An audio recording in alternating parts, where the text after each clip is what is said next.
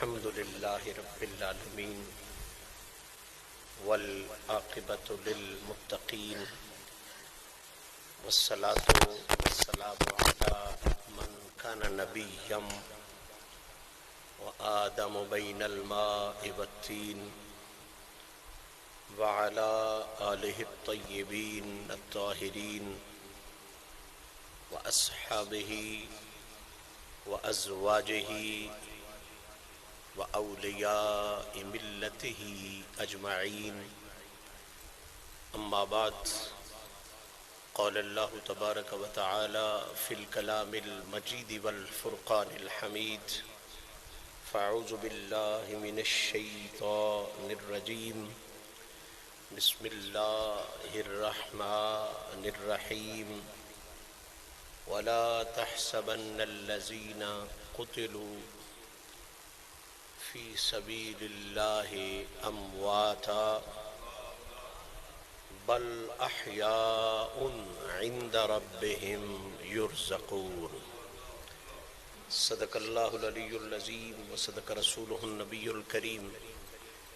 إن الله وملائكته يصلون على النبي يا أيها الذين آمنوا صلوا عليه وسلموا تسليما.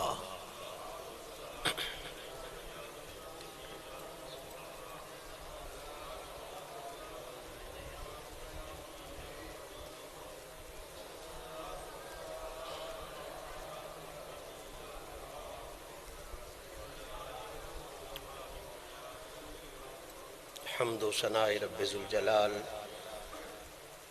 اور ہدیہ درود و سلام بحضور سرور کائنات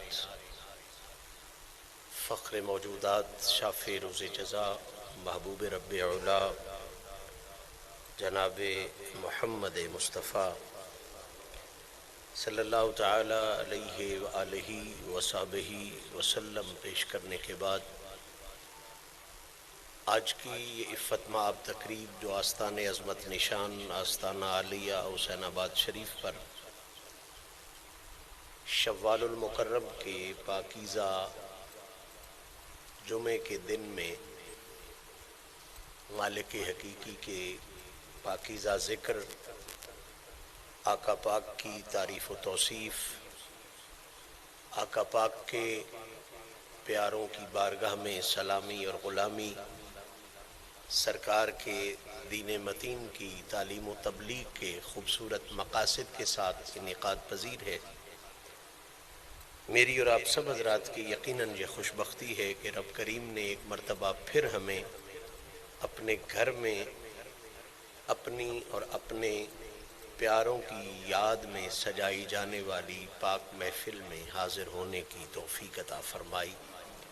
دعا ہے رب العزت اپنے محبوبین کی عزتوں کا صدقہ ہم سب کو اس جہان میں عزتوں سے سرفراز فرمائے، ہماری غلطیوں کو معاف فرمائے، ہمیں نیکیوں کی توفیق عطا فرمائے، اور پاکان امت کی پاکیزگی کا صدقہ ہمارے ظاہر کو بھی پاک فرمائے، ہمارے باطن کو بھی پاک فرمائے۔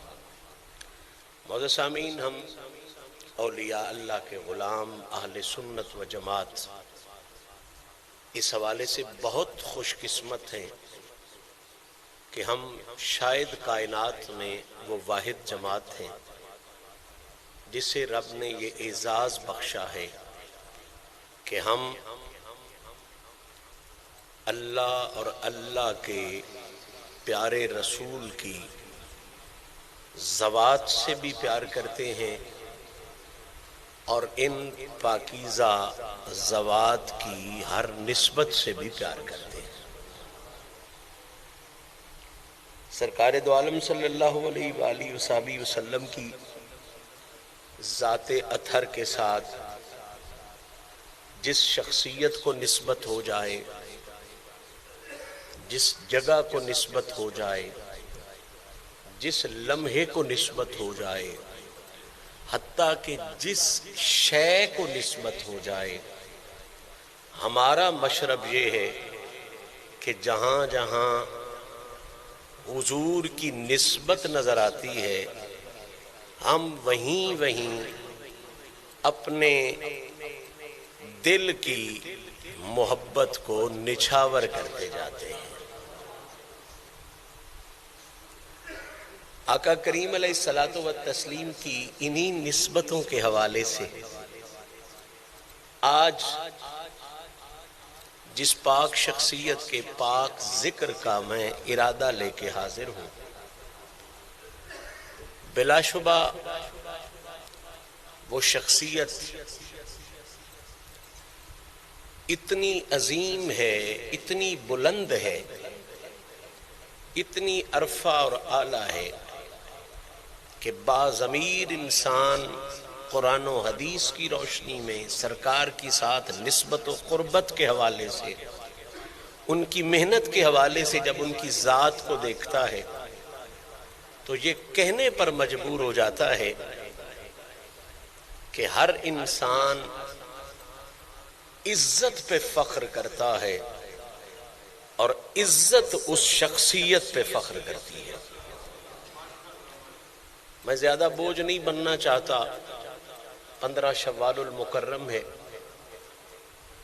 دین اسلام کے انتہائی تاریخی غزوہ احد کے ساتھ یہ دن منسوب ہے، اور پھر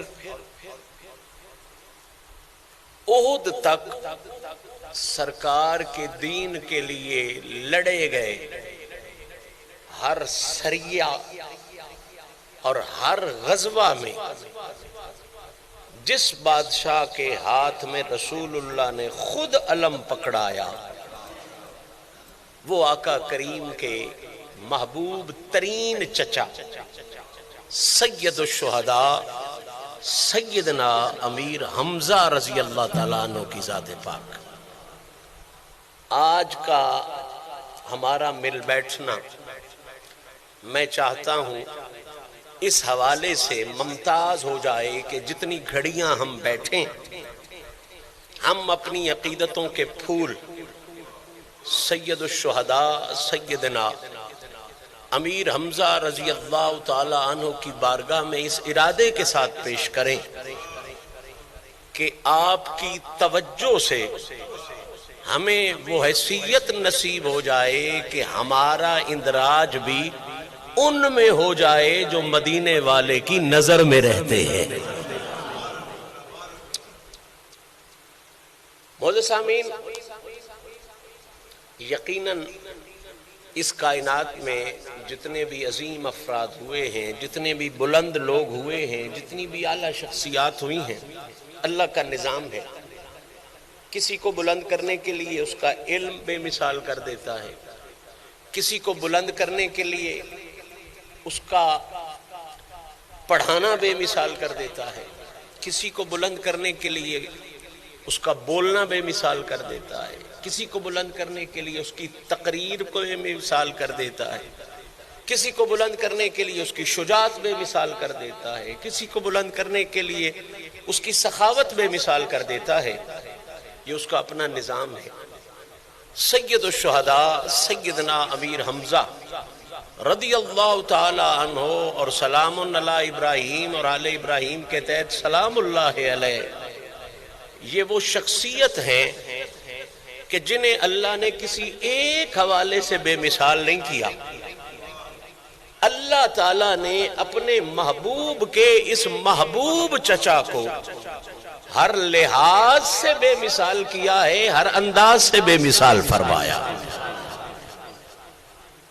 میں آپ کی ذات اطہر پر غور کرتے ہوئے پچھلے دنوں الیکٹرانک میڈیا پر پروگرام تھا میرا 92 نیوز پر، تو میں اس نتیجے پر پہنچا کہ بلا شبہ سید الشہداء سیدنا امیر حمزہ کی صرف صفات نہیں، صرف خاصیتیں نہیں، آپ کی تو بے مثلیتیں اتنی ہیں، آپ کی تو بے مثلیتیں اتنی ہیں کہ ہماری گنتی ختم ہو سکتی ہے، آپ کی بے مثلیتیں ختم نہیں ہو سکتی۔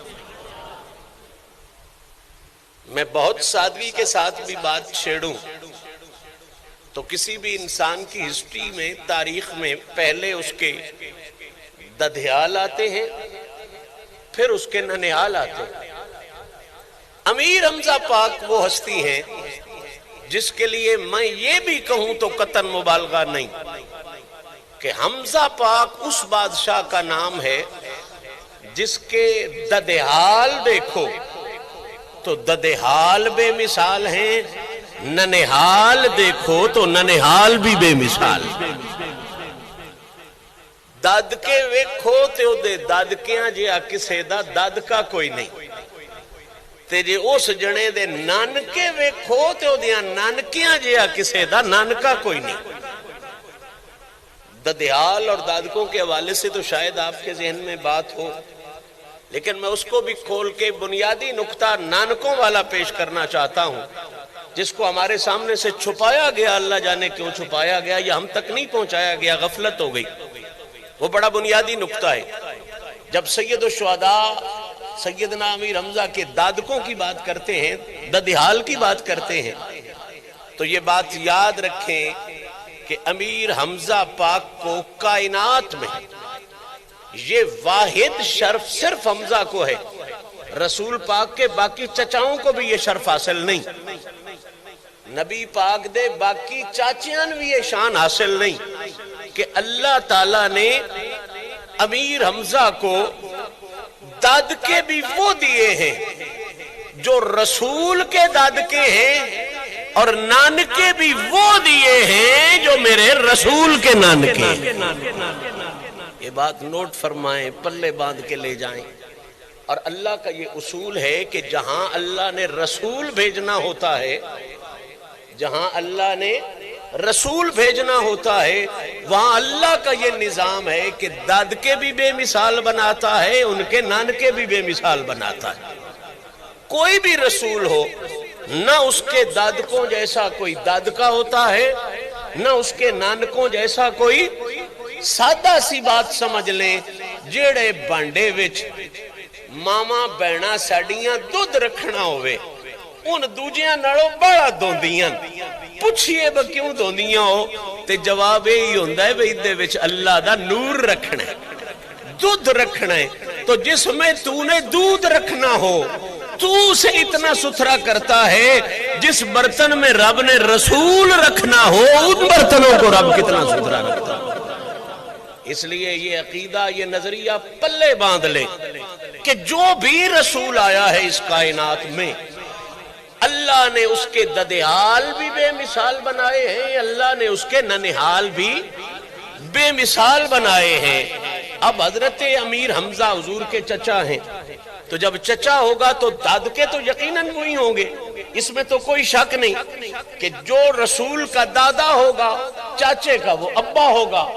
تو دادکے کا تو خیر بات کلیئر ہوتی ہے، اصل حسن یہ ہے اور کمال کا حسن یہ ہے، دادکے تو سارے چچاؤں کے وہی ہیں جو حضور کے دادکے ہیں، لیکن اکیلا حمزہ ایسا ہے جس کو اللہ نے دادکے بھی رسول والے دیے ہیں، اور مزے کی بات یہ ہے کہ نانکے بھی اپنے رسول والے عطا فرمائے۔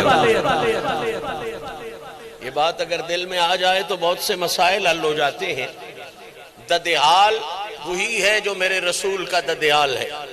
عبد المطلب کے بیٹے ہیں جناب حمزہ، اور عبد المطلب کے پوتے ہیں محمد الرسول اللہ۔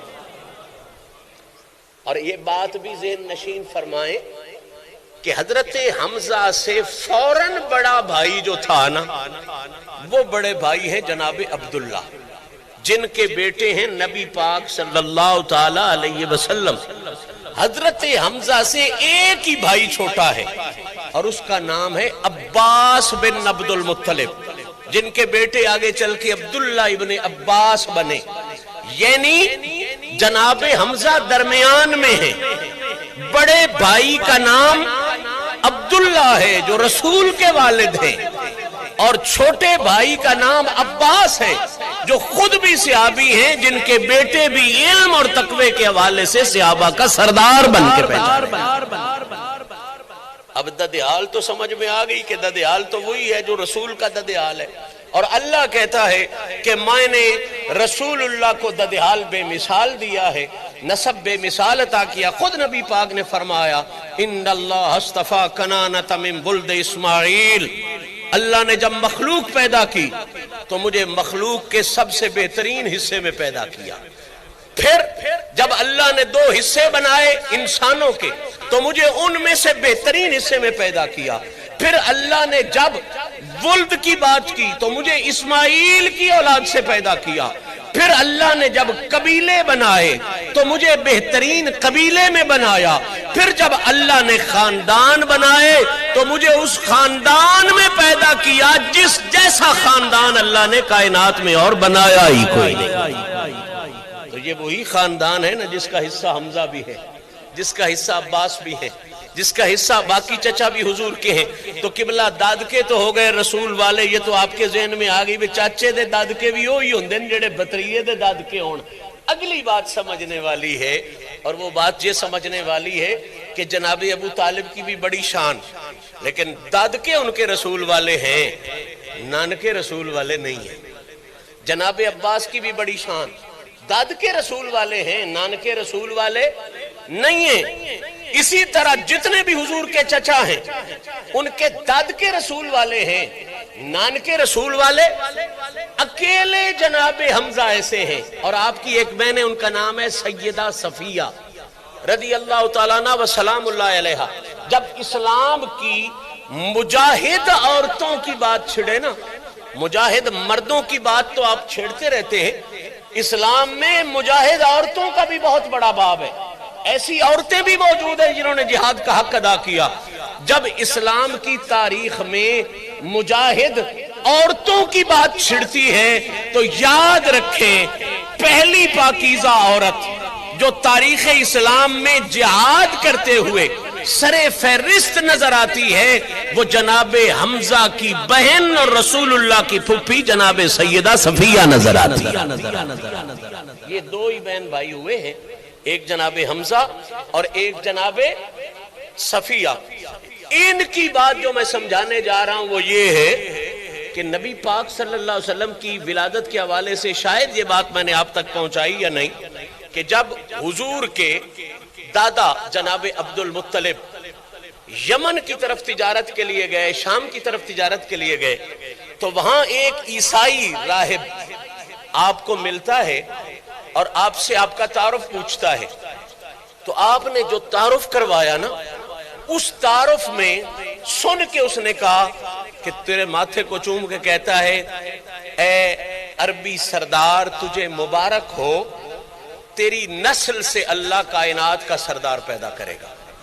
یہ حضور کے دادا سے بات ہو رہی ہے، حضور کی آمد سے بہت پہلے ہو رہی ہے۔ دوسرا جملہ اس نے کہا کہ عربی سردار کیا تیری شادی ہو گئی ہے؟ آپ نے کہا کہ میرے تو بچے بھی ہیں، جوان ہیں، ان میں سے کسی بچے کی، ہاں پہلے تیری شادی جو ہے وہ عبد مناف جو بنو زہرہ ہیں ان کی طرف ہوئی ہے؟ آپ نے فرمایا نہیں، میری شادی بنو زہرہ کی طرف نہیں ہوئی۔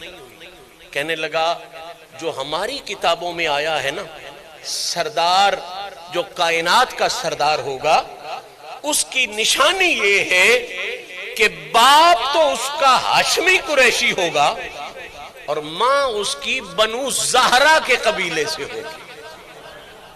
بنو زہرہ یہ نام یاد رکھ لیں، یہ بھی قریشی لیکن ایک قبیلہ ہے۔ تو اب یہ بات سن کے جب آپ واپس آئے تو آپ نے اس سردار کی چاہت میں کہ جو سردار پیدا ہونے والا ہے وہ اس کا باپ ہوگا ہاشمی، ماں ہوگی بنو زہرہ سے، اور یہ بنو زہرہ بھی اوپر چل کے اب عبد مناف میں سے ہے، بنو زہرہ سے ہوگی۔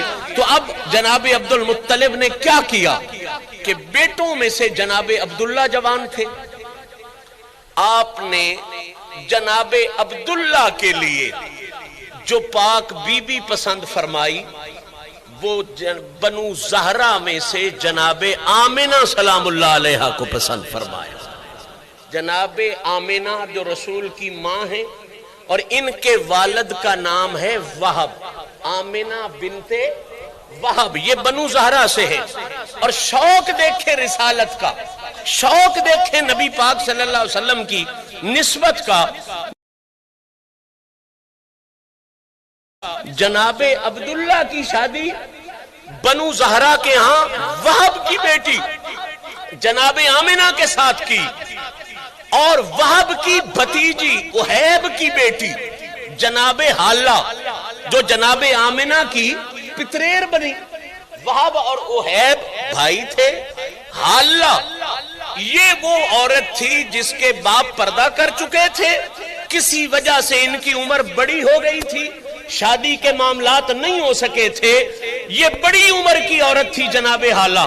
جناب عبد المطلب نے وہ بنو زہرہ والی شرف حاصل کرنے کے لیے کہ نسل محمد کی تب ہوگی جب ماں بنو زہرہ سے ہو، باپ ہاشم سے ہو، اپنے بیٹے کی شادی وہب کی بیٹی کے ساتھ کی کہ وہ بھی بنو زہرہ والا جوڑا بنے، اور اپنی شادی جناب آمنہ کی بڑی عمر والی پتریر جناب حالہ کے ساتھ کی، تاکہ یہ دوڑا بھی ہاشمی اور بنو زہرہ کا ہو۔ شاید اللہ تعالی محمد کا تحفہ اس جوڑے کو عطا فرمائے۔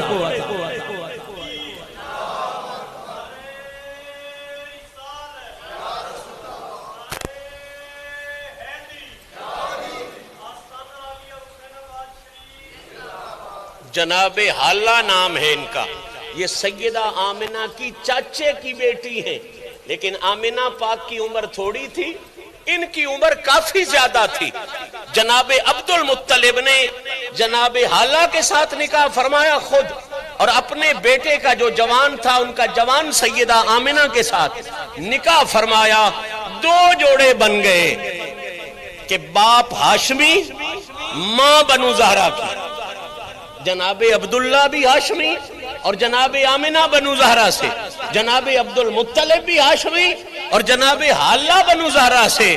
اب اللہ نے کرم کیا، اس کا اپنا انتخاب ہوتا ہے، اس نے محمد جیسا کریم عبداللہ کے گھر میں پیدا کر دیا، حمزہ جیسا سردار عبد المطلب کے گھر میں پیدا فرمایا۔ تو جناب حمزہ کو کائنات بھر میں یہ واحد شرف حاصل ہے کہ ان کے دادکے بھی رسول والے ہیں اور ان کے نانکے بھی۔ جس طرح بنو زہرہ کو اللہ نے رسول کے لیے منتخب کیا، یہ وہی بنو زہرہ کے دوترے ہیں، اسی گھر کے دوترے ہیں جناب حمزہ۔ یوں کہہ لیجئے کہ جناب رسول اللہ کی خالہ یہ جناب حمزہ کی ماں تھی، اور جناب حمزہ کی خالہ محمد عربی کی ماں تھی۔ یہ دونوں چچا بھتیجا بھی آپس میں تھے اور مسیر بھی تھے، آپس میں مسیر بھی تھے۔ یہی وجہ تھی کہ آگے چل کے جب کائنات نے دیکھا کہ اتنی محبت کسی اور میں نہیں آئی، تو لوگوں کو اس جوڑ کا پہلے پتہ چل گیا کہ یہ جوڑ آج کا نہیں بنا ہوا، یہ تو محبت نسلوں سے تقسیم ہوتی آ رہی ہے۔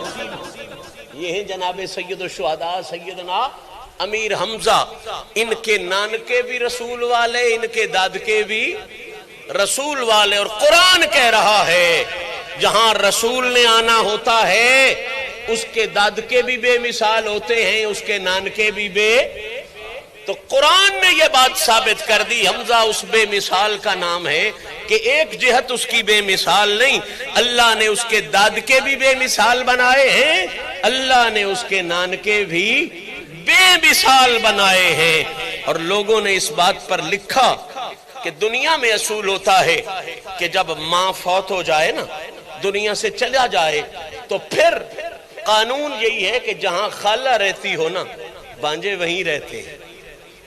ماسی دا گھر ماں نہ صحیح تھے، ماسی صحیح۔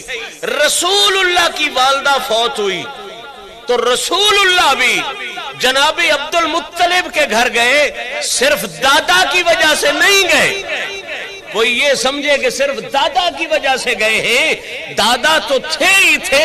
اگلا کمال یہ تھا کہ دادا کے گھر میں رسول کی ماسی بھی تھی، رسول کو ماں والا پیار بھی وہیں سے نصیب ہوتا رہا، باپ والا پیار بھی وہاں سے۔ جناب حمزہ پاک کو یہ شرف حاصل ہے کہ سرکار دو عالم صلی اللہ علیہ وسلم کے وہ چچا بھی ہیں اور حضور اکرم صلی اللہ علیہ وسلم کے خالہ زاد بھائی بھی ہیں۔ سمجھنے والے کے لیے یہ اشارہ کافی ہے کہ حمزہ کی مثال کون ہوگا جس کا دادکے بھی رسول والے، جس کے نانکے بھی۔ اب جب بندہ یہاں تک پہنچتا ہے تو اگلی منزل آتی ہے دادکے نانکے کے بعد کہ اس بندے کا نام کیا ہے اور اس بندے کا مقام کیا ہے۔ تعارف میں جب آپ چھیڑتے ہو پہلے دادکوں کا ہوتا ہے، نانکوں کا ہوتا ہے، پھر تعارف کا اگلا حصہ ہوتا ہے کہ نام کیا ہے اور مقام کیا ہے۔ میں نے کہا نا امیر حمزہ ہر حوالے سے بے مثال ہیں۔ میں حدیث پڑھتا ہوں، تیرے سامنے قرآن پڑھتا ہوں، جب نام اور مقام پر پہنچے گا تو پھر تیرا ضمیر بول اٹھے گا۔ بلا شبہ حمزہ پاک کو اللہ نے یہ شان دے رکھی ہے کہ حمزہ کو نام بھی وہ دیا ہے جو بے مثال ہے، اور پھر رسول کے صدقے میں مقام بھی وہ دیا ہے جو رب نے بے مثل و بے مثال بنایا۔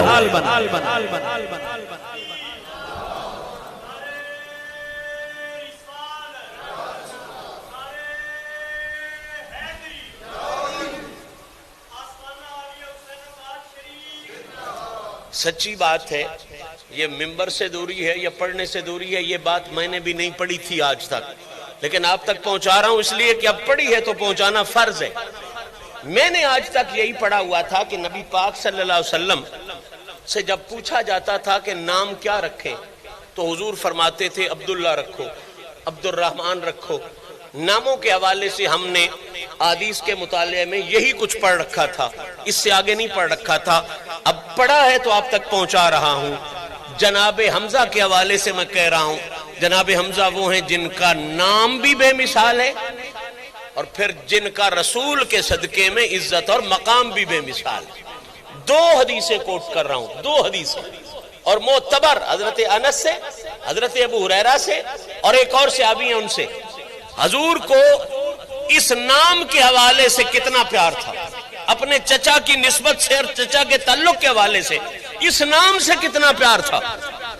یہ صحابی روایت فرماتے ہیں کہ نبی پاک صلی اللہ علیہ وسلم کی محفل سجی ہوئی، ایک بندہ آتا ہے اور عرض کرتا یا رسول اللہ صلی اللہ علیہ وسلم، اللہ نے کرم فرمایا ہے اور مجھے اپنی بارگاہ سے بیٹے جیسی نعمت عطا فرمائی، اور میں آپ کی خدمت میں حاضر ہوا ہوں کہ اس بیٹے کا نام جو میں رکھنا چاہوں گا وہ میں اپنی مرضی سے نہیں رکھنا چاہتا، میں چاہتا ہوں میرے بچے کا نام رسول کی مرضی کے مطابق ہو۔ صحابہ کا عقیدہ دیکھو، صحابہ کا نظریہ دیکھو، صحابہ کی محبت دیکھو، وہ اپنے گھر میں بھی کسی کام میں اپنی مرضی پہ خوش نہیں ہوتے، رسول کی مرضی پہ خوش ہوتے۔ میں چاہتا ہوں کہ نبی پاک کی مرضی کے مطابق میں اپنے بیٹے کا نام رکھوں۔ بھرا ہوا مجمع صحابہ کا، جس میں صحابی آتا ہے اور آ کے پوچھتا ہے کہ یا رسول اللہ کرم فرمائیے، بتائیے میرا بیٹا ہے، بڑا پیارا ہے اور بڑے عرصے بعد اللہ نے دیا ہے، میں اس کا نام رکھنا چاہتا ہوں، چاہتا یہ ہوں کہ جو آپ کو پسند ہو، جو آپ کو اچھا لگے وہ نام رکھوں۔ حضور کا جواب سنو، میں تو یہ حدیث پڑھ کے سچی بات ہے وجد میں آ گیا۔ سرکار نے فرمایا سموہو بِحَبِّ الاسم، اس کا نام وہ رکھو جو مجھے ناموں میں سب سے زیادہ پیارا ہے۔ ہائے ہائے ہائے، احب کا لفظ ہوتا ہے اس میں تفضیل کا، اس کا مطلب یہ نہیں ہوتا کہ جو مجھے صرف پیارا ہے، یہ سپرلیٹو ڈگری ہے۔ احب جو مجھے ناموں سے سب سے زیادہ پیارا ہے، تو اپنے بچے کا نام وہ رکھ جو مجھے ناموں میں سے سب سے زیادہ پیارا ہے۔ عرض کی گئی یا رسول اللہ وہ کون سا نام ہے؟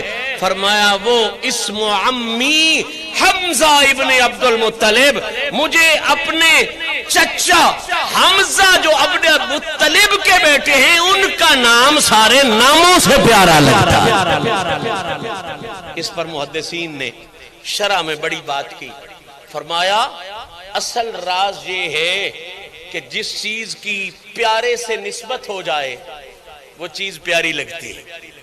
گلیاں ڈنگیاں بھی ہون جے یار دے ویڑے لے جان تے چنگیاں لگ دیاں، گلیاں ڈنگیاں بھی ہون جے محبوب دے ویڑے لے جان تے چنگیاں لگ دیاں۔ خوش طرح شہرے کے در وے دل برست، جنے شار کوٹھیاں دی وجہ تو سونے نہیں لگ دے، شار محبوب دے ڈیرے دی وجہ تو سونے لگ دے۔ جدے چ محبوب وسدا ہوئے شار او سونا ہے، جدے چ آقا وسدا ہوئے ڈیرا او سونا ہے۔ محدثین فرماتے ہیں ناموں میں سے نام حمزہ اچھا ہے، معنی اس کا شیر کا بنتا ہے اور بار بار حملہ کرنے والا شیر کا بنتا ہے، لیکن احب کا لفظ جو حضور نے استعمال کیا اس کی وجہ یہ ہے کہ چچاؤں میں جتنا پیارا حضور کو حمزہ پاک تھے اتنا اور پیارا کوئی نہیں تھا۔ یہ نام اپنے معنی کی وجہ سے اتنا پیارا نہیں، یہ نام اپنے چچا سے محبت کی وجہ سے اتنا پیارا۔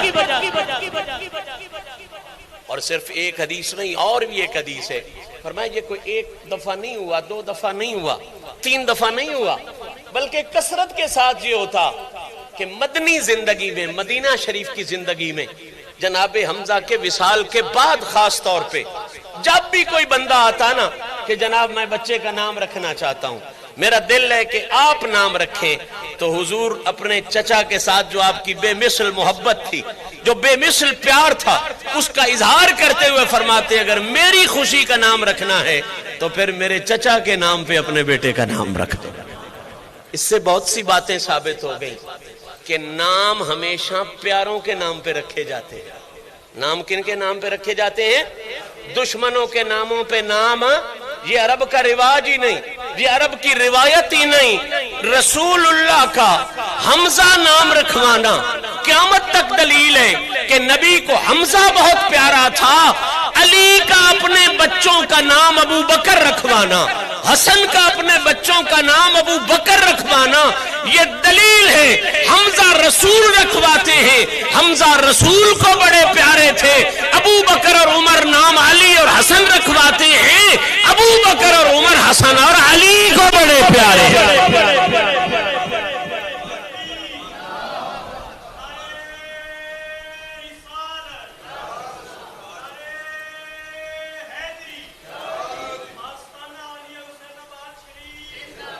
وقت مکمل ہو گیا، میں آخری جملے کی طرف جا رہا ہوں۔